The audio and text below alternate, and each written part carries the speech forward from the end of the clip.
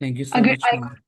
की तरफ के लिए या कोई जनरल आपका क्वेश्चन है तो आप पूछ सकते हैं या चैट में अपना क्वेश्चन पेस्ट कर सकते हैं। Okay, thank you so much everyone for joining. आज से हमारा मशीन लर्निंग का कोर्स जो है वो स्टार्ट है। और आज मैं इसका आउटलाइन आपके साथ डिस्कस करना चाह रहा हूँ कि हम नेक्स्ट वीक्स में क्या पढ़ने वाले हैं। सबसे पहले हमारा जो मेन फोकस होगा वो मशीन लर्निंग की जो मैथ पार्ट है, like foundations of machine learning, उसको समझना होगा। फॉर एग्जांपल, अगर हम सुपरवाइज लर्निंग को समझ रहे हैं और उसमें लीनियर रिग्रेशन करेंगे, तो उसमें जो उसके पीछे मैथ है, बिहाइंड द सीन जो मैथ चल रही है वो किस तरह से काम कर रही है। आल्दो के एसके लर्न लाइब्रेरी के थ्रू हम जस्ट एक कमांड लगा के मॉडल को ट्रेन कर देते हैं, हम डाटा कलेक्ट करते हैं, उसको क्लीन करते हैं और मॉडल को ट्रेन करते हैं, उसको स्प्लिट करते हैं, ट्रेन और टेस्ट, और बाद में टेस्ट करते हैं और फिर F1 स्कोर हमें हमारे पास आ जाता है।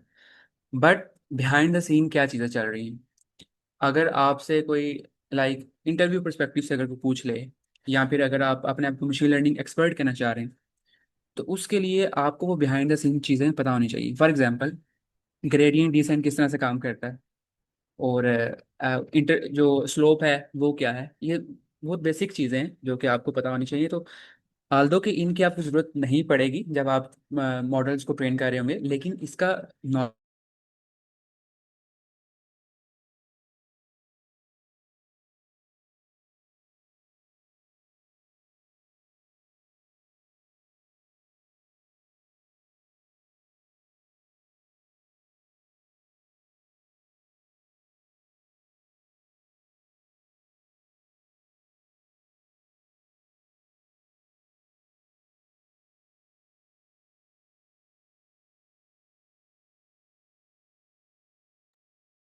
आई थिंक सर का इंटरनेट का कोई इशू है, हम एक मिनट वेट कर लेते हैं।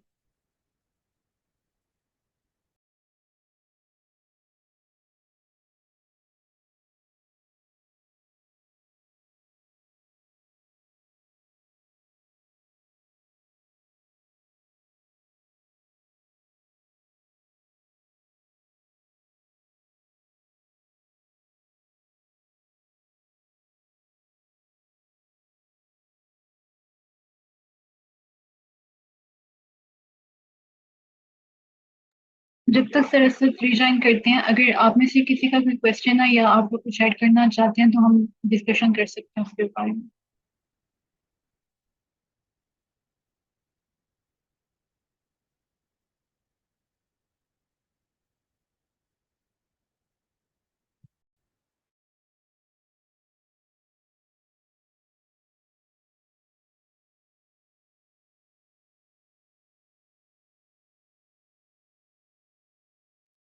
आई एम रियली सॉरी, थोड़ा सा यहाँ पे मौसम खराब है, इस वजह से इंटरनेट में प्रॉब्लम है। कि आई होप कि मेरी आवाज़ भी क्लियर है और स्क्रीन भी विजिबल। तो फर्स्ट वीक में जो हम पढ़ेंगे वो tools and machine learning, like Aldous कि हम इसके एडवांस कंसेप्ट भी पढ़ेंगे, लेकिन इसको हम बिल्कुल स्टार्ट से लेके चलेंगे। नमपाई के कुछ एसेंशियल्स हैं वो जो आपको पता होना चाहिए, जिसको ज़्यादा डिटेल में नहीं पढ़ेंगे, लाइक जिसके बगैर गुजारा नहीं है, हम वो सिर्फ कंसेप्ट पढ़ेंगे। और पांडा पांडा एक ऐसी लाइब्रेरी है जिसके थ्रू हम डाटा को विजुलाइज कर सकते हैं, डाटा फ्रेम्स क्या हैं इसके अंदर, ठीक है, इसके अंदर सीरीज क्या हैं, वो सारी चीज़ें हम इसके अंदर कवर करेंगे फर्स्ट वीक के अंदर। और एक सबसे इम्पोर्टेंट है एस एस के लर्न लाइब्रेरी। ये हम डाटा को लाइक मॉडल को ट्रेन करने के लिए यूज़ करते हैं, तो इसका भी एक थोड़ा सा बस इंट्रोडक्शन पढ़ेंगे। और हर वीक फ्राइडे को वाले दिन प्रेजेंटेशन डे होगा, जिसमें आप क्या करेंगे कि जो भी हमने कंसेप्ट पढ़े होंगे ना, स्टूडेंट के पास अपॉर्चुनिटी होगी कि वो इनको रिवाइज कर सकें और प्रेजेंट कर सकें, ताकि उनकी प्रोफाइल भी एक बनती जाए और रिवीजन से वो कंसेप्ट ज़्यादा अच्छे हो जाएंगे। और सेकेंड वीक में जो है हम सुपरवाइज लर्निंग पे आ जाएंगे, ठीक है। मशीन लर्निंग के अंदर आपको पता है सुपरवाइज लर्निंग होती है, अनसुपरवाइज लर्निंग और री लर्निंग। तो इन हम तीनों ये जो टाइप्स है ना मशीन लर्निंग की, इनको हमने एक एक एक वीक में डिवाइड कर लिया है, ठीक है। और सुपरवाइज लर्निंग में सबसे पहले linear simple linear regression. Supervise learning में मजीद ब्रेकडाउन हो जाता है, रिग्रेशन है, क्लासिफिकेशन है, ठीक है। तो लीनियर रिग्रेशन के अंदर ये सबसे आसान है जो टाइप है, इसको समझना कि मशीन लर्निंग में डाटा किस तरह से डिसीजन करने के लिए यूज़ होता है। और इसमें स्लोप का जो कंसेप्ट है, ग्रेडियंट डिसेंट है, वो बड़ी आसानी के साथ पता चल जाएगा। डेरिवेटिव्स क्या है वो भी, और पार्शियल डेरिवेटिव्स जो मैथ का कंसेप्ट है वो भी यहाँ पे यूज़ होता है। और साथ में एक और कंसेप्ट है मल्टी लीनियर। मल्टी लीनियर में हम पार्शियल डेरिवेटिव यूज़ करते हैं। फॉर एग्जांपल अगर हमारे पास इनपुट्स जो जो डाटा फैक्टर हैं जो इंडिपेंडेंट वेरिएबल हैं, क्योंकि कुछ इंडिपेंडेंट वेरिएबल होते हैं, कुछ डिपेंडेंट। इंडिपेंडेंट वेरिएबल को यूज करते हुए हम डिपेंडेंट वेरिएबल की वैल्यू निकालते हैं। तो इस चीज़ को हम मल्टी लीनियर रिग्रेशन में भी पढ़ेंगे कि अगर हमारे पास बहुत ज़्यादा इंडिपेंडेंट वेरिएबल्स हैं तो वो किस तरह से डिसीजन के अंदर कंट्रीब्यूट कर रहे होते हैं और किस चीज़ का कितना रोल होता है। और polynomial regression, over fitting and under fitting, so these are some of the concepts जो कि विजुअलाइजेशन के थ्रू हम इंशाल्लाह इसको अंडरस्टैंड करने की कोशिश करेंगे कि ये क्या होता है, ओवर फिटिंग क्या होता है, अंडर फिटिंग क्या होता है, और इसके जो साइड इफेक्ट्स हैं, इसके क्या नुकसान है। अगेन फिर सेकंड वीक में भी आपके पास प्रेजेंटेशन का मौका होगा कि आप इसको प्रेजेंट कर सको और सारे कंसेप्ट्स को रिवाइज कर लो। अनसुपरवाइज लर्निंग में सबसे पहले जो हम जाएंगे वो feature engineering and one hot encoding. One hot encoding ये लाइक एक टेक्निक है फीचर इंजीनियरिंग की, जिसमें आप लोगों को आइडिया है कि कंप्यूटर्स जो है वो टेक्स्ट नहीं समझता, इंग्लिश लैंग्वेज नहीं समझता, कंप्यूटर्स समझते हैं नंबर्स। ठीक है। तो जब हमने डाटा की जब फीचर इंजीनियरिंग कर रहे होते हैं तो बाज़ दफ़ा ऐसा होता है हमारे पास जो डाटा था वो in the form of text आ जाता है। तो उसको हमने टेक्स्ट को किसी नंबर में कन्वर्ट करना होता है। तो उसके लिए हम one hot encoding technique use करते हैं। और इसके अलावा और भी फीचर इंजीनियरिंग जो लाइक किस तरह अगर हमारे पास कोई वैल्यू है जो नल है और हमने उसको रिमूव करना है, या उसके अंदर कोई ना कोई मीन की वैल्यू रखनी है, या और उसको किसी तरीके से फिल करना है, या उसको कॉलम को पूरा रिमूव करना है, तो ये सारी चीज़ें हम थर्ड वीक के अंदर कवर करेंगे। और introduction of super unsupervised learning ये क्या होता है, इसको इन सारी जो चीज़ें हैं ना, सुपरवाइज अनसुपरवाइज और री इस कोर्स कंटेंट के बाद मैं जो है ना वो आपको एक दफ़ा सब डिटेल में बता दूंगा, तो आपकी कंफ्यूजन खत्म हो जाएगी कि ये क्या चीज़ें हैं। मशीन लर्निंग क्या है, एआई क्या है, ये अनसुपरवाइज और सुपरवाइज क्या है, और री लर्निंग क्या है, इसको हम इसके बाद डिटेल में पढ़ेंगे। अगर किसी चीज़ के आपको समझ में नहीं आ रही अभी, तो आप क्वेश्चंस अपने पकड़ लें, लाइक उनको होल्ड कर लें, और बाद में जब जैसे ही वो आप सारा मैं क्लियर करते हूँ ना आपको एक्सप्लेन करूंगा, तो उसके बाद आप पूछ सकते हैं। उसके बाद ये सारी चीज़ें आपको क्लियर हो जाएगी, क्वेश्चन आप अभी भी पूछ सकते हैं। Okay. Introduction to unsupervised learning और क्लस्टरिंग बेसिक्स, ये क्या होता है, हम डाटा को क्लस्टर क्यों करते हैं, और ये अनसुपरवाइज लर्निंग में ही क्यों होता है, सुपरवाइज लर्निंग में क्लस्टरिंग क्यों नहीं होती, राइट। और anomaly detection, basically unsupervised learning होता ही एनॉमली डिटेक्शन के लिए, क्योंकि हम इसमें क्लस्टर बना देते हैं, हम इसमें ग्रुप्स बना देते हैं सिमिलर डाटा के, जो भी डाटा है डिफरेंट डाटा की टाइप्स हैं, तो जो सिमिलर डाटा है हम उसका ग्रुप बना देते हैं, तो उसमें एनॉमली डिटेक्ट करना बड़ा आसान होता है। एंड फोर्थ वीक में हम इसको री लर्निंग पढ़ेंगे, राइट। कि री लर्निंग क्या है, ये सुपरवाइज और अनसुपरवाइज लर्निंग से डिफरेंट किस तरह है। और ये री लर्निंग इज समथिंग जिसमें रिवार्ड्स होता है और पनिशमेंट मिलती है। लाइक जो एजेंट्स होते हैं ना, वो इस तरह से अंडरस्टैंड करते हैं कि अगर उसने कोई काम अच्छा किया जो हम उसे आउटपुट निकलवाना चाह रहे हैं, तो उसने वो काम सही किया, स्टेप सही लिया, तो हम उसके बदले उसको रिवॉर्ड देते हैं। तो जितना रिवॉर्ड ज़्यादा मिलेगा उसको पता चल जाएगा कि अच्छा ये काम मैंने सही किया, मैंने इस तरह का काम दोबारा करना है। लेकिन अगर वो काम सही नहीं करा तो हम उसको पनिश करते हैं, पनिशमेंट देते हैं, तो उसको पता चल जाता है कि ये काम मैंने सही नहीं किया। तो इसमें जो है ना इसके सारे इसको डिटेल में पढ़ेंगे। ये ज़्यादा इतना री लर्निंग ज़्यादातर कोर्सेज में पढ़ाया नहीं जाता। इवन के एडवांस जो मशीन लर्निंग के कोर्सेज हैं, मैंने यूट्यूब पर सर्च किए थे, उनमें भी ये ज़्यादा इतनी इसको डिटेल में नहीं जाते। ज़्यादा सुपरवाइज लर्निंग और अनसुपरवाइज लर्निंग को ही देखते हैं, बट स्टिल हम इसको री लर्निंग को भी डिटेल के अंदर कवर करेंगे, राइट। और यहाँ पे इसकी जो समरी है, अब इन तीनों को हम डिटेल में देख लेते हैं कि ये क्या है।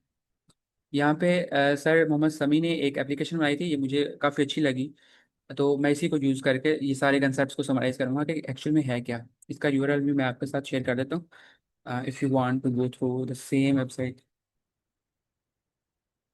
इसके यहाँ पे साइड में सेक्शन बने हुए हैं कि इंट्रोडक्शन क्या है, AI versus ML versus deep learning, types of machine learning, supervised learning, unsupervised learning, और एंड पे एक क्विज भी दिया हुआ कि आप अपनी अंडरस्टैंडिंग को दोबारा से गो थ्रू कर लें, ठीक है।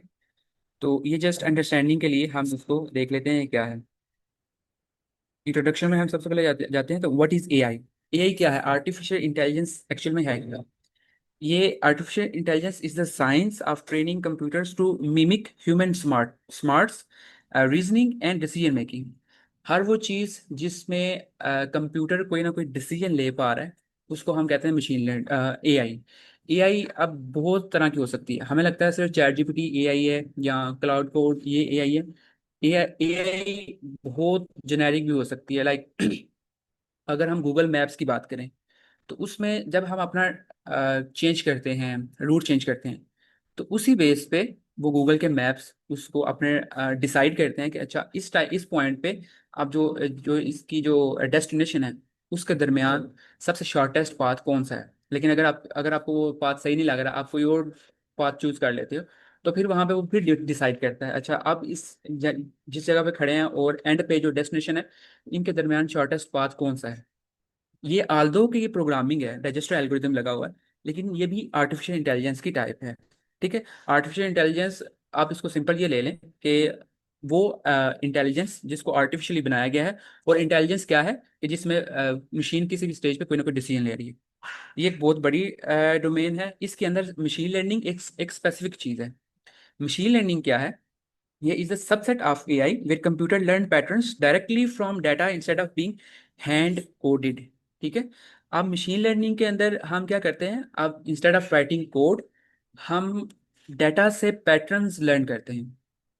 अब आपको यहाँ पे थोड़ी सी कंफ्यूजन होगी कि है तो दोनों चीज़ें सेम, उसमें भी हम मशीन डिसाइड कर रही है, यहाँ पे भी हम डाटा से पैटर्न लर्न करते हैं, लेकिन डिसाइड तो मशीन ही करेगी, तो इन दोनों में डिफरेंस क्या है। ठीक है। तो इसको हम यहाँ पे इसको अंडरस्टैंड करने की कोशिश करते हैं कि मशीन लर्निंग हमें क्यों इसकी जरूरत है। ठीक है।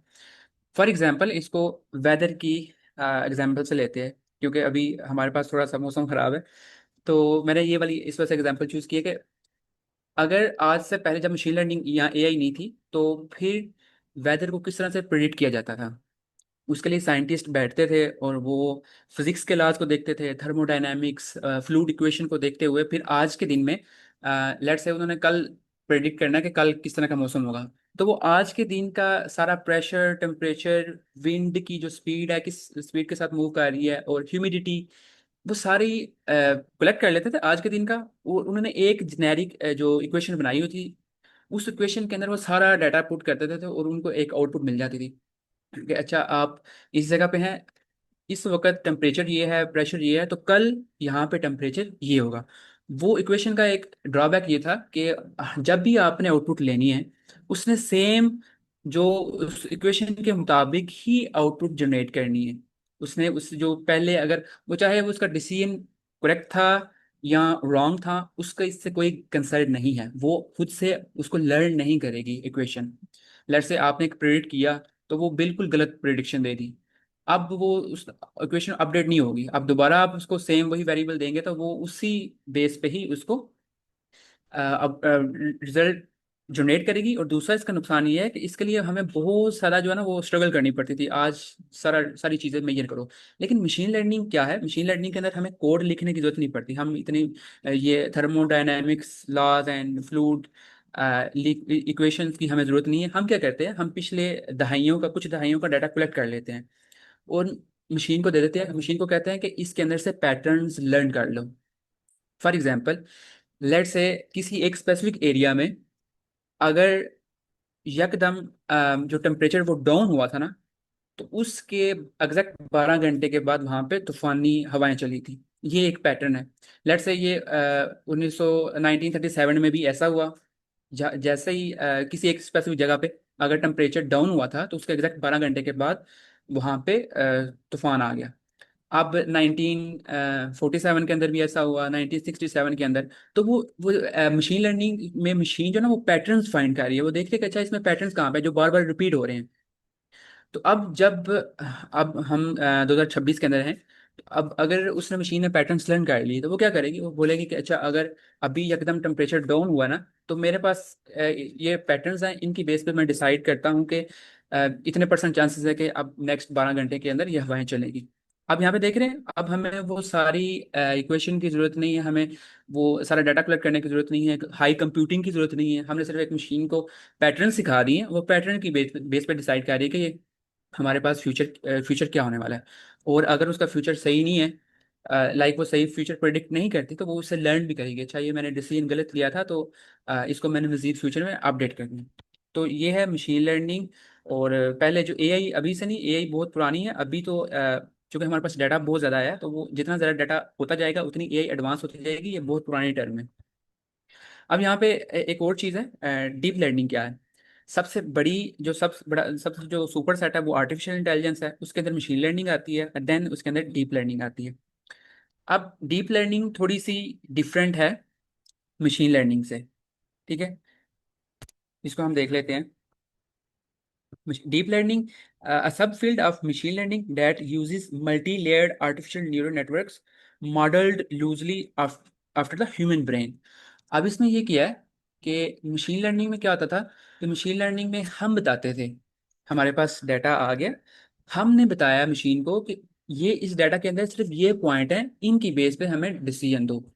फॉर एग्जांपल, हमारे पास टेम्परेचर है पिछले 100 साल का, अ, सारे जो भी क्लाइमेट के अंदर चेंजेस आ रही थी उसके 100 साल का हमारे पास टेम्परेचर भी है, प्रेशर भी है, विंड स्पीड भी है, एंड ह्यूमिडिटी भी है। हमारे पास चार वेरिएबल्स आ गए, हमने मशीन को बता दिया कि ये चार वेरिएबल्स हैं, इसी की बेस पे तुमने डिसाइड करना है, दैट्स इट। अब यहाँ पे ह्यूमन बता रहे हैं मशीन को कि अच्छा ये फोर फीचर्स हैं, ये फोर इंडिपेंडेंट इंडिपेंडेंट वेरिएबल हैं, हमने तुमसे टेम्परेचर फाइंड करना है कल का या परसों का, तो तुमने सिर्फ इन्हीं चार वेरिएबल की बेस पे डिसाइड करना है। लेकिन डीप लर्निंग क्या करती है, डीप लर्निंग ऐसा नहीं करती। डीप लर्निंग में हम न्यूरल नेटवर्क्स क्रिएट करते हैं। न्यूरल नेटवर्क्स क्या करते हैं, ये बिल्कुल ह्यूमन माइंड से इंस्पायर हैं। जिस तरह ह्यूमन माइंड के अंदर न्यूरॉन्स होते हैं, उसी तरह ये इसका माइंड भी काम करता है। अब यहाँ पे क्या करते हैं, ये कहता है कि अच्छा इसमें ह्यूमन का जो फीचर्स इनपुट का काम था ना वो भी इसने कम कर दिया।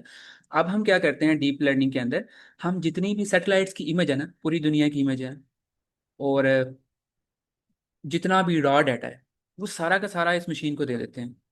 हम कहते हैं हमें नहीं पता कौन सा फीचर इंपॉर्टेंट है कौन सा नहीं, ये तुम ही डिसाइड करो, और फीचर को इंपॉर्टेंस भी तुम दो, जो लेस इंपॉर्टेंट है उनको इग्नोर भी तुम करो, हमें सिर्फ ये आउटपुट दे दो, ठीक है। तो ये डीप लर्निंग का काम है, इसने हमारे जो काम को और ज़्यादा आसान कर दिया। लेकिन डीप लर्निंग इज समथिंग जो कि थोड़ा सा एडवांस कंसेप्ट है मशीन लर्निंग से। तो पहले इस कोर्स में हम सिर्फ मशीन लर्निंग की बात करेंगे, मशीन लर्निंग किस लिए यूज़ होती है, क्लासिफिकेशन के लिए, रिग्रेशन के लिए, राइट, और इसके अंदर क्या, इसके बैकग्राउंड पे क्या मैथ चल रही है। और ग्रेडियंट डिसेंट एक ऐसा कंसेप्ट है जो कि काफ़ी इंपॉर्टेंट है, बहुत से लोगों को वो थोड़ा सा मुश्किल भी लगता है। वो मशीन लर्निंग के अंदर हम लीनियर रिग्रेशन के अंदर भी पढ़ेंगे, और अगर जब आप डीप लर्निंग पढ़ेंगे ना न्यूरॉन्स के अंदर, तो उसमें भी वो ग्रेडियंट डिसेंट ही यूज होता है। ग्रेडियंट डिसेंट, अभी मैं थोड़ा सा आपको हिंट दे देता हूँ वो क्या होता है। तो इसमें आप एक एक्स ग्राफ है ना, एक्स और वाई ग्राफ है, उसके अंदर जो हमारा डाटा जितना भी आया ना, उनके डेरिवेटिव्स का एक कर्व शेप बनती है, इस तरह से कर्व शेप बनती है। इसको अभी हम डिटेल में पढ़ेंगे, अभी मैं सिर्फ आपको बता रहा हूँ कि इस तरह से एक कर्व शेप बनेगी। तो यहाँ पे जो मिनिमम, इसको लोकल मिनिमा कहते हैं।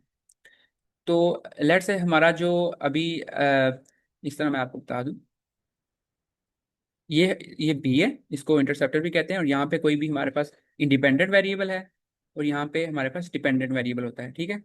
तो इस पॉइंट पे हमारे पास आउटपुट आ रही है, हमने इसको किसी तरीके से कम करना होता है। कम करना मतलब ये कि जितना ये कम होगा ना उतने हमारे मॉडल की आउटपुट बेहतर होगी। तो अभी के लिए सिर्फ आप इतना जान लें, हम इसको मजीद डिटेल में सारी इसकी इक्वेशन के साथ पढ़ेंगे कि ये कम किस तरह से हो रही है, ये कम किस तरह से हो रही है, ठीक है। ये डेरिवेटिव्स हम यहाँ पे हर हर स्टेज पे इसके डेरिवेटिव्स फाइंड करते हैं। डायरेक्ट कंपैरिजन, इसमें हम देख लेते हैं आर्टिफिशियल इंटेलिजेंस और मशीन लर्निंग और डीप लर्निंग के अंदर core rule set. Artificial intelligence के अंदर हम coded by hand developer, human developers, जिस तरह मैंने आपको डाइजेस्टर एल्गोरिथम की बात बताई। ना ही सिर्फ डाइजेस्टर एल्गोरिदम, हर वो एप्लीकेशन जहाँ पे एप्लीकेशन किसी स्टेज पे कोई ना कोई डिसीजन ले रही है, चाहे वो इफ एल्स कंडीशन लगी हुई है, हम उसको आर्टिफिशियल इंटेलिजेंस कह देते हैं, क्योंकि ये आर्टिफिशियली इंटेलिजेंट है। मशीन लर्निंग में क्या होता है, learn by data set tables. इसमें हमने एक डेटा सेट्स के टेबल बनाए हुए हैं, टेबल हम बताते हैं कि ये टेबल है, ये तीन टेबल है, इसकी बेस पे हमें चौथा टेबल दो आउटपुट का। और डीप लर्निंग क्या होता है, discovered by neural neural networks. इसमें हम इनपुट वो जो लेबल्स है ना वो नहीं प्रोवाइड करते, वो ये खुद ब खुद सब कुछ खुद ही लर्न करता है। और डाटा वॉल्यूम क्या होता है, आर्टिफिशियल इंटेलिजेंस में can operate with zero data. ज़रूरी नहीं है कि हमारे पास डाटा ही हो तो हम फिर ही आर्टिफिशियल इंटेलिजेंस अचीव कर सकते हैं। ये हम सिंपल प्रोसीजरल जो एआई होती है और रूल बेस्ड एआई होती है वो भी वो मशीन लर्निंग के अंदर नहीं होती। अब आपको लगेगा कि अच्छा, अगर मशीन लर्निंग के अंदर एआई नहीं आ रही तो वो कौन सी एआई जो मशीन लर्निंग के अंदर नहीं आ रही। जिस तरह मैंने आपको डाइजेस्टर एल्गोरिथम की बात बताई और procedural AI, rule based AI, ये सारी वो हैं जो मशीन लर्निंग के अंदर नहीं आती। इस वजह से मशीन लर्निंग एक सबसेट है आर्टिफिशियल इंटेलिजेंस का। मशीन लर्निंग के अंदर जितने भी कंसेप्ट हैं वो आर्टिफिशियल इंटेलिजेंस के अंडर आते हैं। अब मशीन लर्निंग के अंदर डाटा रिक्वायर होता है, बिल्कुल थाउजेंड्स ऑफ स्ट्रक्चर्ड रो हमें रिक्वायर होती हैं। अब स्ट्रक्चर्ड रो भी रिक्वायर होती हैं, बाज़ दफ़ा हमें अनस्ट्रक्चर्ड रो भी मिल जाती है जिसके साथ हमें डील करना पड़ जाता है। तो मशीन लर्निंग के अंदर हमें डाटा रिक्वायर होता है, और डीप लर्निंग के अंदर हमें मिलियंस ऑफ रॉ ऑब्जेक्ट चाहिए होते हैं। जस्ट हमें हम इमेज दे दें तो इमेज के अंदर से भी डाटा एक्सट्रैक्ट कर लेते हैं। अब अगर हमारे पास टेक्स्ट है तो उसके लिए RNN है, रिट्रीवल न्यूरल नेटवर्क। अगर हमारे पास CNN है तो वो मतलब इमेज से डाटा रीड कर लेगा। तो वो डीप लर्निंग के अंदर ये सारे कंसेप्ट आते हैं। अच्छा, आर्टिफिशियल इंटेलिजेंस के लिए हमें हार्डवेयर की क्या रिक्वायरमेंट होती है। ये स्टैंडर्ड लो पावर्ड कंप्यूटर है, हमें कोई भी कंप्यूटर मिल जाए जिसके ऊपर हम प्रोग्राम लिखते हैं तो वो आर्टिफिशियल इंटेलिजेंस के लिए एनफ है। और मशीन लर्निंग के अंदर हमें कोई एवरेज लैपटॉप चाहिए जिसके ऊपर हम कोई मॉडल रन कर सकें। और डीप लर्निंग के लिए हमें हाई GPU सर्वर्स चाहिए होते हैं, क्योंकि उसने सब कुछ खुद ही करना है। हमने सिर्फ उसको इमेजेस दे दी, उसको एक दफ़ा ट्रेन कर दिया। अब जो भी इंपॉर्टेंट फीचर्स हैं वो इमेजेस के अंदर से खुद ब खुद रीड करेगा। यहाँ तक अगर कोई क्वेश्चन है तो आप पूछ लें। अगर क्लियर है तो थम्स अप कर दीजिएगा प्लीज।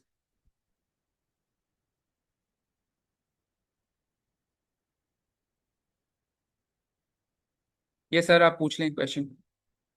मैम आप पूछ लें।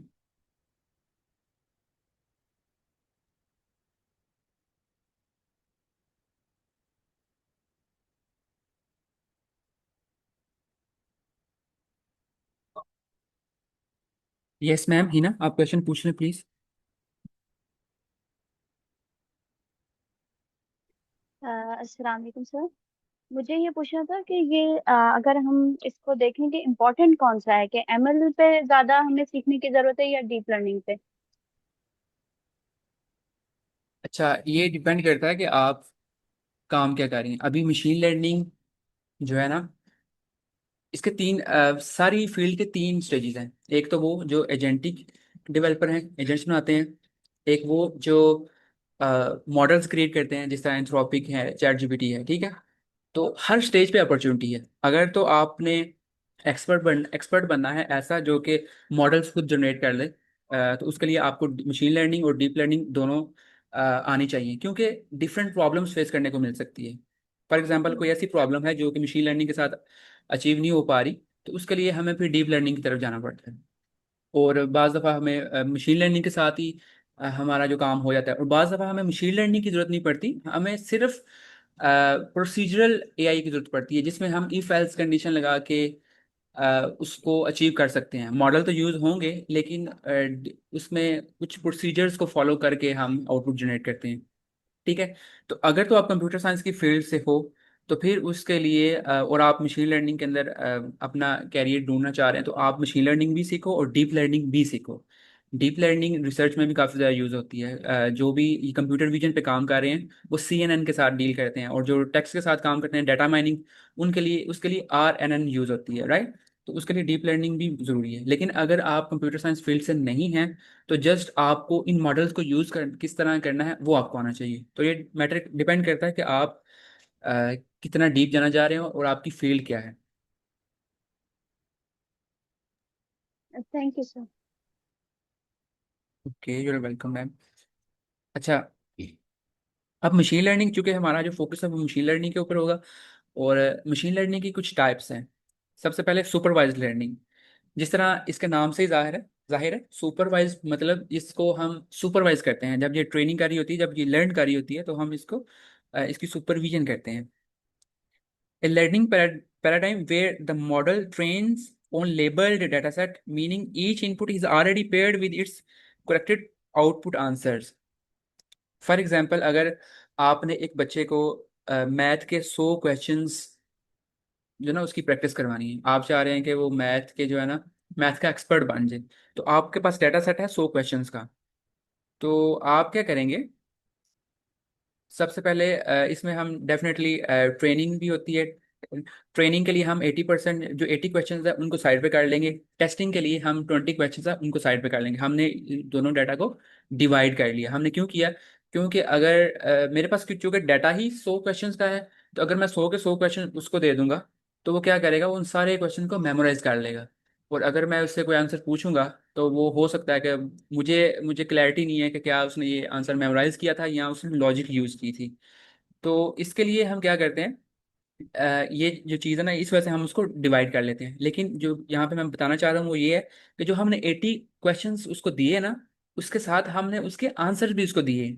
हमने बोला कि ये क्वेश्चन है, मैथ का क्वेश्चन है, इसकी प्रैक्टिस करो और इसका आंसर ये है। तो यहाँ पे हम उसको सुपरवाइज कर रहे हैं, हम एक प्लानिंग के थ्रू चल रहे हैं। और वो जो लर्न कर रहे हैं ना, उसमें हम उसको आउटपुट भी प्रोवाइड कर रहे हैं। इसको इसको सिंपल वर्ड में हम सुपरवाइज लर्निंग कहते हैं। लेबल्ड इनपुट होती है, गाइडेड ट्रेनिंग होती है, और हाई प्रिसीजन प्रिडिक्शन होती है। इसमें जो वो प्रिडिक्शन करता है ना, अगर हमारी ट्रेनिंग सही से हुई है तो वो हाई होती है।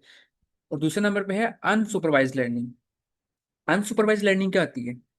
अनसुपरवाइज लर्निंग, अच्छा, अनसुपरवाइज लर्निंग में आपको बता देता हूँ कि इसमें हमारे पास आउटपुट नहीं होती, हम लेबल डाटा प्रोवाइड नहीं करते, ठीक है। Raw unlabelled data, geometric clustered grouping और हिडन पैटर्न्स रिवील, ठीक है। अब यहाँ पे एक क्वेश्चन आ सकता है कि यहाँ पे हम आउटपुट नहीं दे रहे, और डीप लर्निंग में भी हम ऐसा कर रहे हैं। डीप लर्निंग में भी हम जो है ना वो उसको सिर्फ इमेजेस दे रहे हैं, हम उसको कुछ भी नहीं दे रहे। तो इन दोनों में डिफरेंस क्या है? क्वेश्चन आ सकता है ना ये माइंड में। तो इसका कोई आंसर मुझे बता सकता है कि अनसुपरवाइज लर्निंग, क्योंकि हम इसमें कोई उसको लेबल वगैरह वगैरह प्रोवाइड नहीं कर रहे। और डीप लर्निंग के अंदर हम जो है ना वो सिर्फ इमेजेस दे रहे हैं, उसमें भी कोई लेबल नहीं है। तो इन दोनों में डिफरेंस क्या है? ये मैं क्वेश्चन इस वजह से पूछ रहा हूँ कि आपके माइंड की फ्रेमिंग हो और आप ज़्यादा लाइक इसके बारे में सोचे थोड़ा सा। यस सर, आसिम आप बोले। इसमें वो जैसे कि जो आपका मेरी आवाज़ आ रही है। सर आपकी आवाज़ बहुत स्लो आ रही है, थोड़ा सा आप हाँ, ऊंचा बोल अब आ रही सकते हैं है। प्लीज? अब आ रही है। यस, अभी आ रही। जी हाँ, जी तो आ रही। इसमें ये होता है कि जो हमारे मशीन लर्निंग होती है जो सुपरवाइज्ड है उसमें तो हम ना उसको साथ में रिजल्ट भी प्रोवाइड करते हैं। लेकिन जो हमारी ये होती है ना जो अनसुपरवाइज, उसमें ये होता है कि हम उसको डाटा प्रोवाइड करते हैं। डाटा में से कुछ एल्गोरिदम होते हैं जो उनमें से ना पैटर्न फाइंड करते हैं। एल्गोरिदम इस पैटर्न फाइंड करें, जैसे ए प्रायरी एक एल्गोरिदम है, इक्वलेट इस तरह के है जो बास्केट एनालिसिस वगैरह में यूज होते हैं मार्केट की। दूसरा जो उसमें ना डीप लर्निंग, उसमें जो होता है कि मशीन लर्निंग में ना हम साथ में ना डाटा के साथ लेबल के साथ ना उसको फीचर भी एक्सट्रैक्शन बताते हैं। डीप लर्निंग ये काम ना वो खुद करती है कि वो डाटा देख लेती है, उसको हम ना साथ में एक रिजल्ट का भी डाटा सेट दे देते हैं। मतलब कि हम उसको डाटा सेट दिया, उसके साथ हमने ना एक जिसके अंदर उसके जो आंसर है करेक्ट है या इनकरेक्ट है वो भी दे देते हैं। वो उनसे मैच करके ना ऑटोमेटिकली ना मॉडल ट्रेन कर देता है। मशीन लर्निंग में हम बिल्कुल। तो ना ये काम खुद करते हैं। तो ये मेरा इसका ख्याल। थैंक यू सर, आपने बहुत अच्छे से इसको एक्सप्लेन कर दिया। अनसुपरवाइज लर्निंग में भी वो पैटर्न ही रिकग्नाइज करते हैं। फॉर एग्जांपल, इससे एग्जांपल ले लेते हैं कि लेबल ना देने का मतलब क्या है। फॉर एग्जांपल, आपके पास जो बैंक की ट्रांजैक्शन है, या एक स्टोर की ट्रांजैक्शन ले लेते हैं। एक सुपर स्टोर है, एक मार्केट है, उसके अंदर 100 कस्टमर्स आए, उन्होंने कोई ना कोई चीज़ बाय की और उन्होंने पे किया। तो हम इस डाटा को एनालाइज करते हैं। वो लेट्स से 100 कस्टमर्स हैं, 100 कस्टमर का डाटा हमने अनसुपरवाइज लर्निंग को दे दिया, क्योंकि हमारे पास कोई लेबल नहीं है। अब हमने इसको किस बेस पे इसको डिवाइड कर डिफ्रेंशिएट करना है, आइडेंटिफाई करना है कि हमें बताओ कि डाटा किस तरह का है। हमें नहीं पता कि क्या है, बस इसको एनालाइज कर दो। तो इसमें हमारे पास कोई लेबल नहीं है। तो हमने क्या किया, हमने अनसुपरवाइज लर्निंग का कोई एल्गोरिदम यूज किया। तो उसने क्या किया, उसने इस सारे डाटा को क्लस्टर कर दिया। उसने वो कस्टमर्स जो बार्गेन करते थे, जो ज़्यादा बहस करते थे कि हमें थोड़ी सी प्राइस कम करो, चीप करो इसको, क्योंकि इसकी प्राइस आपने बहुत ज़्यादा लगाई हुई, जो बहस करते थे, उसका एक सारे जो कस्टमर्स हैं उनका एक ग्रुप बना दिया। अब दूसरे कस्टमर्स जो कि ज़रा भी इस तरह की बहस नहीं करते थे, उनको जो भी प्राइस दी जाती थी वो उस पे खरीद लेते थे। ये दूसरे group.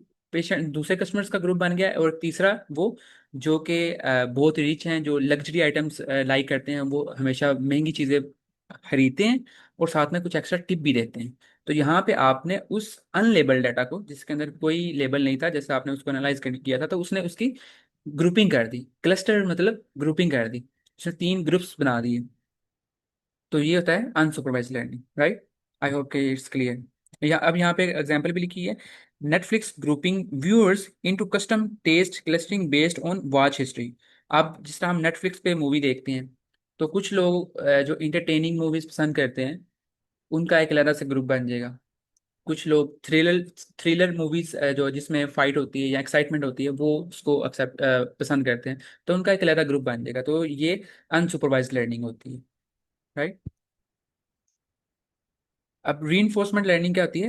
N action based framework way where an autonomous agent learns by interacting with a live environment to maximise a numeric reward. अब यहाँ पर क्या होता है? एजेंट एक एक्शन लेता है, वो एक इन्वायरमेंट उसको एक फीडबैक प्रोवाइड करता है। उस फीडबैक की जो अगेंस्ट उसको एक रिवार्ड मिलता है या पेनल्टी मिलती है, जो कि एक न्यूमेरिक नंबर होती है, ठीक है। क्योंकि हम ऐसा तो नहीं ना कर सकते, उसको एजेंट को किस तरह से हम पेनल्टी दे सकते हैं? हम उसको कोई ना कोई नंबर दे सकते हैं ना, ये नंबर पेनल्टी है और ये नंबर ज़्यादा रिवार्ड है। ये नंबर जितना ज़्यादा होगा उतना अच्छा रिवार्ड है, जितना कम होगा उतना लो रिवार्ड है, ठीक है। तो उसकी बेस पे वो कोई ना कोई स्किल सीखता है। Training a virtual robot to walk by rewarding distance and penalizing fails. For example, अगर आपके पास एक मेज़ है, मेज़ जिस तरह भूल भुलैया होती है, उसके सामने आपका एक एजेंट खड़ा है। एजेंट को आपने बोला है कि इस मेज के अंदर से आपने बाहर निकलना है। तो वो देखेगा, उसको अगर वो लेफ्ट स्टेप, उसके पास लेफ्ट एंड राइट, वो दोनों साइड पे देख सकता है। वो कौन सा एक्शन लेता है, आपको पता है वो कौन सा रास्ता ठीक है। तो उसकी बेस पे अगर वो सही एक्शन ले रहा है, तो आप उसको रिवार्ड करोगे, उसको पता चल जाएगा अच्छा मैंने सही एक्शन लिया, मैं इसी तरफ ही जाऊँ। लेकिन अगर आगे जाके वो थोड़ा सा गलत एक्शन लेता है, तो आप उसको पेनलाइज करोगे, तो उसको पता चल जाएगा कि अच्छा ये मैंने डिसीजन गलत लिया है, मैंने अब सही डिसीजन लेना है। मेरे पास कौन कौन सी ऑप्शन है? मेरे पास राइट की ऑप्शन है, तो मैं राइट जाके देखता हूँ कि क्या ये सही है या नहीं। तो उसकी बेस पे आप उसको रिवार्ड करते हो। तो ये होता है री इन्फोर्समेंट लर्निंग, आप री इन्फोर्स कर रहे हो उसको। इसमें 2 टाइप होती हैं, एक मॉडल बेस्ड और एक मॉडल लेस। मॉडल बेस्ड इस तरह होता है जिसमें आप एजेंट को यूज करते हैं ना, तो उसके साथ एक मॉडल होता है। मॉडल क्या करता है? जो उस वक्त उस इन्वायरमेंट के अंदर जितना भी डाटा है ना, उसको वो कलेक्ट कर लेता है। Model is just like a brain. Brain जो है ना, वो एजेंट को कमांड दे रहा है कि अच्छा आप इसको, आप इस तरफ जाओ, मेरे पास ये सारा डाटा है, इसकी बेस पे मैंने ये प्लानिंग की है, और प्लानिंग करने के बाद ये शॉर्टेस्ट और सबसे सेफ रास्ता है, आप इसके ऊपर जाओ। ये मॉडल बेस्ड है। और एक मॉडल ऐसा होता है जिसपे कोई मॉडल नहीं होता, उस पर आपको डायरेक्ट उसको पेनलाइज ही करना होता है, राइट। तो ये डिफरेंट टाइप्स है, ये भी हम री लर्निंग में आगे जाके देखेंगे। अब ये मजीद जो है वो सुपरवाइज लर्निंग है। सुपरवाइज लर्निंग के अंदर हम क्लासिफिकेशन कर सकते हैं या रिग्रेशन कर सकते हैं, ठीक है। क्लासिफिकेशन मतलब ये कि आपने 2 चीज़ों के दरमियान क्लासीफाई करना है, उनको डिफ्रेंशिएट करना है। हमारे पास डाटा था, हमने डिफरेंट डाटा दे दिए, एप्पल का या ऑरेंज का। अब उसकी बेस पे हमने उसको आइडेंटिफाई, अपने मॉडल को ट्रेन कर लिया। अब जब हम उसको इनपुट देंगे, हम बोलेंगे कि अच्छा इसको आइडेंटिफाई करो, ये कैट है या डॉग है। तो आप उसको इमेज दोगे, तो वो उसकी बेस पे उसको क्लासीफाई करेगा कि अच्छा ये कैट की इमेज है या ये डॉग की इमेज है। तो ये क्लासिफिकेशन कर रहा है। अब रिग्रेशन क्या होता है? रिग्रेशन एक नाम से लगता है कि पता नहीं कितना कोई मुश्किल कंसेप्ट होगा, लेकिन रिग्रेशन का मतलब सिर्फ ये है, ये जब भी आपने रिग्रेशन का नाम सुना ना, तो आपने समझ आना है कि ये नंबर्स की बात हो रही है। इसमें कोई इमेज कोई टेक्स्ट नहीं है, ये सिर्फ नंबर के साथ डील करता है। इसमें हम क्या करते हैं? हम कंटिन्यूअस जो न्यूमेरिकल वैल्यू है ना, उसको प्रिडिक्ट करने की कोशिश करते हैं। फॉर एग्जांपल, आपका एक घर है जोहर टाउन लाहौर के अंदर, और आपने उसकी वैल्यू एस्टिमेट लगानी है कि कितनी इसकी वैल्यू होगी, इसको प्रिडिक्ट करना है आपने। तो आप क्या करोगे? आप जोहर टाउन के अंदर जितने भी इर्द गिर्द के घर है ना, उन सब की जो वैल्यू ना वो ले लोगे, उसका डाटा कलेक्ट कर लोगे, और उस पर रिग्रेशन मॉडल लगा दोगे, कोई भी लीनियर रिग्रेशन या multinomial regression, multi linear regression, ठीक है। तो उसकी बेस पे वो कंटिन्यूअसली चलता जाएगा, डाटा को जो पीछे डाटा है उसके ऊपर ट्रेन हुआ हुआ है, तो वो आपके घर की एक वैल्यू बता देगा कि अच्छा जो मेरे मुझे आपने डाटा दिया ना, इसकी बेस पे मैंने इसकी आउटपुट ये जनरेट की है। तो ये रिग्रेशन के अंदर आ जाता है। अनसुपरवाइज लर्निंग क्या होती है? अनसुपरवाइज लर्निंग में क्लस्टरिंग होती है और पैटर्न डिस्कवरी होती है, ठीक है। पहले क्लस्टरिंग देख लेते हैं। क्लस्टरिंग क्या होती है? जिस तरह मैंने आपको वो एग्जांपल दी, आई आई होप कि वो उससे आपको सारी चीज़ें क्लियर हो चुकी होंगी। क्लस्टरिंग क्या होती है कि हमारे पास डिफरेंट डाटा है, हमने जो कस्टमर्स थे उनकी प्रोफाइलिंग की थी, उनके उनका बिहेवियरल बेस पे उनको डिफरेंशिएट किया था। ये फॉर एग्जांपल वो हैं जो ज़्यादा बेस्ट करते हैं, कम पैसे देते हैं, और ये वो हैं जो ज़्यादा पैसे देते हैं, लग्जरी प्रोडक्ट्स बाय करते हैं और ज़्यादा बेस्ट नहीं करते हैं। ये क्लस्टरिंग के अंदर आ जाता है। Grouping online buyers into deal seekers or luxury buyers to personalise ads. Okay, अब पैटर्न डिस्कवरी के अंदर क्या होता है, अब जब हमने आपने ग्रुपिंग की है तो उसकी वजह से हमें अनोमली को डिटेक्ट करने में बड़ी आसानी हो जाती है। फॉर एग्जांपल, लेट से एक एक जो बैंक का अकाउंट ओनर है वो पाकिस्तान के अंदर है और वो ट्रांजैक्शन करता है, एटीएम से पैसे निकलवाता है, 10,000, 15,000, 20,000, 10, 25, 30, इस तरह उसके अकाउंट से ट्रांजैक्शन हो रही है। लेकिन यकदम क्या होता है, वही अकाउंट थाईलैंड में जाके $1 मिलियन की ट्रांजैक्शन कर लेते हैं। अब यहाँ पे एक अनोमली आ गई, यहाँ पे एक जो है ना वो ऐसी चीज आ गई जो पहले उस अकाउंट में नहीं होती थी। तो इसको हम जो है ना वो अनसुपरवाइज लर्निंग के थ्रू डिटेक्ट कर सकते हैं। उसी वक्त जो है ना रेड अलर्ट आ जाएगा कि अच्छा ये पहले तो इसकी हिस्ट्री तो ऐसी नहीं बताती, ये अकाउंट यहाँ पे इतनी ज़्यादा ट्रांजेक्शन कर सकता है। तो इस तरह की जो ट्रांजेक्शन है वो फ्रॉड डिटेक्ट करने में हेल्प करती है। फॉर एग्जाम्पल, अगर आपने जो आप टैक्स पे करते हो, आपने अपने एसेट्स शो करवाए हुए हैं बहुत थोड़े, लेकिन यकदम आपके अकाउंट में इतने पैसे आ जाते हैं कि आपके एसेट से वो जो है ना वो मेक सेंस नहीं कर रहे कि आपने आपके एसेट से इतने पैसे आ नहीं सकते, तो फिर आपको उसकी जस्टिफिकेशन देनी पड़ती है। सेम इसी तरह वो ये अनसुपरवाइज लर्निंग के थ्रू होता है कि वो एनॉमली को डिटेक्ट करने के लिए भी यूज होते हैं। अब यहाँ पे कुछ क्वेश्चंस हैं, 15 क्वेश्चंस, आप इसकी प्रैक्टिस कर लीजिएगा अपनी अंडरस्टैंडिंग को जज करने के लिए। काफ़ी अच्छे यहाँ पे डिज़ाइन किए हुए हैं। यहाँ पे अगर किसी का क्वेश्चन हो तो आप पढ़ने पूछ लें।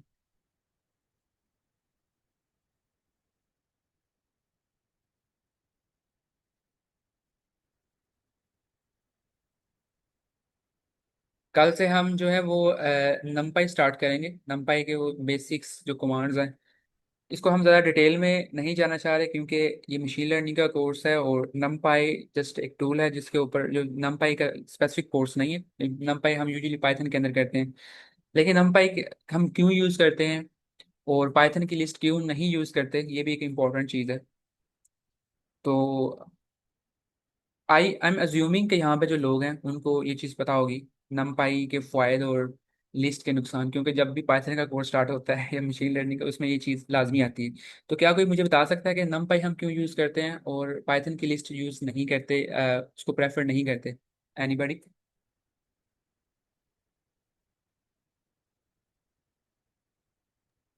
सर वो स्लो होती है उसमें, उसका जो लिस्ट है ना पाइथन की, वो जो डिफरेंट है, ये जो numpy की लाइब्रेरी है ना, ये सी प्लस प्लस के ऊपर बनी हुई है। तो ये स्पेसिफिकली जो है ना न्यूमेरिकल कैलकुलेशन के लिए बनी हुई है। लिस्ट जो है ना वो थोड़ी सी डिफरेंट है, उसमें चीज़ें डिफरेंटली हम जो है ना हैंडल करते हैं, तो उसमें हर तरह का डाटा आ जाता है। तो ये जो numpy की लिस्ट है ना, ये बेसिकली रेज है जो काफ़ी फास्ट होती है, तो ये इसके लिए हम उसको यूज़ करते हैं। अच्छा, ये आपने बड़ी अच्छी बात की।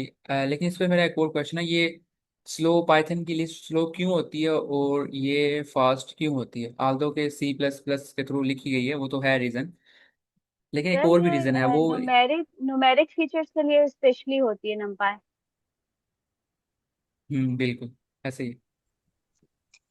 सर ये जो पाइथन के अंदर हमारे पास लिस्ट होती है ना, इसमें हमारे पास मतलब कि फ्लोट, इंट या स्ट्रिंग, वो सब उसका पार्ट हो सकते हैं।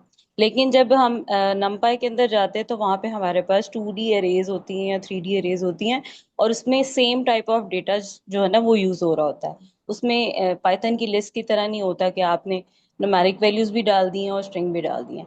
इस एक ये बेसिक डिफरेंस भी है। एग्जैक्टली यहाँ पे हमने वो तीनों चीज़ें डिस्कस कर ली हैं जो यहाँ पे सर, मैंने इस पूरी लिस्ट हाँ, में। जी जी मैं जी सर, इसमें बोले हैं। ये जो दोस्त है ना, लिस्ट ये है ना फ्लेक्सिबल होती है।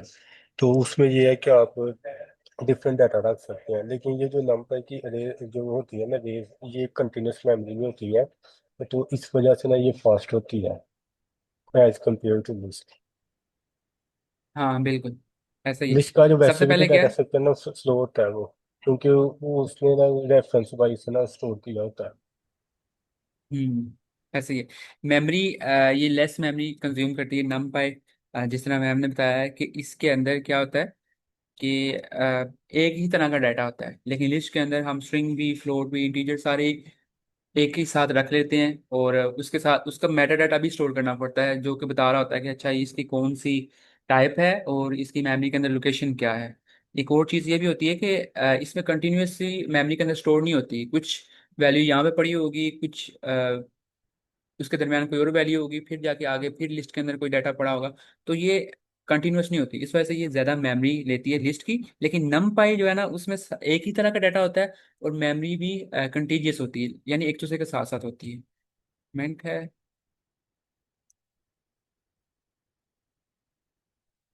अच्छा मोहम्मद आशिक, हमने अभी तक कोई टॉपिक कवर नहीं किया, जस्ट ये एक इंट्रोडक्शन था कि हम आगे क्या कवर करने वाले हैं नेक्स्ट 4 वीक्स के अंदर।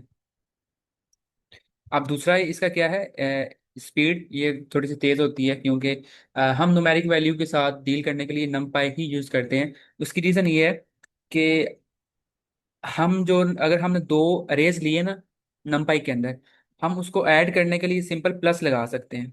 जिस तरह ये देखें, मैंने दो यहाँ पे बनाए थे, आई थिंक ये यहाँ पे मैंने दो नमपाई के थ्रू जो अरेज बनाए थे उनको मैंने प्लस लगा के ऐड कर लिया। लेकिन लिस्ट के अंदर आप इसको इस तरह ऐड नहीं कर सकते। इस लिस्ट में ऐड करने के लिए आपको ये वाला सिंटैक्स है जो लगाना पड़ता है दो लिस्ट को ऐड करने के लिए। तो आप देख पा रहे हैं कि कितना, सिर्फ दो लिस्ट को ऐड करने के लिए कितना मुश्किल है, लेकिन हमें तो उनके ऊपर काफ़ी ऑपरेशंस परफॉर्म करने होते हैं। तो दैट्स वाई ये एक और रीज़न है, ये कन्वीनियंट नहीं है लिस्ट और नमपाई के साथ डील करना, और न्यूमेरिक वैल्यू के साथ डील करना बड़ा आसान होता है। ये इसकी दूसरी रीज़न है, और तीसरी ये है कि इसकी स्पीड, ये स्पीड काफ़ी तेज़ होती है। उसकी रीज़न ये है क्योंकि मेमोरी के अंदर इसका डाटा कंटीजियस होता है, साथ साथ में पड़ा होता है, तो उसको फैच करना आसान होता है।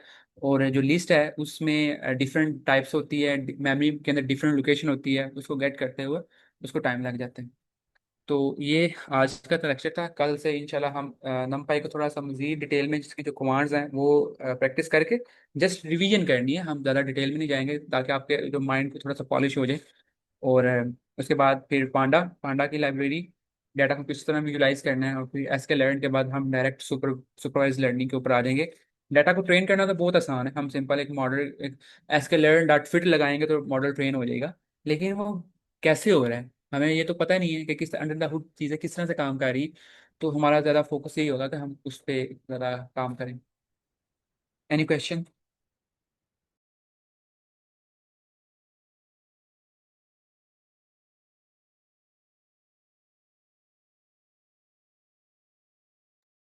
No sir, thank you. आपने बहुत अच्छे से समझाया है। इंशाल्लाह जब आप डिटेल में करेंगे तो और अच्छे से थैंक यू सो मच। अगर क्वेश्चन नहीं है तो हम मजा आ इसको जाए। यहाँ पे एंड करते हैं। अल्लाह हाफिज़। Thank you so much for joining.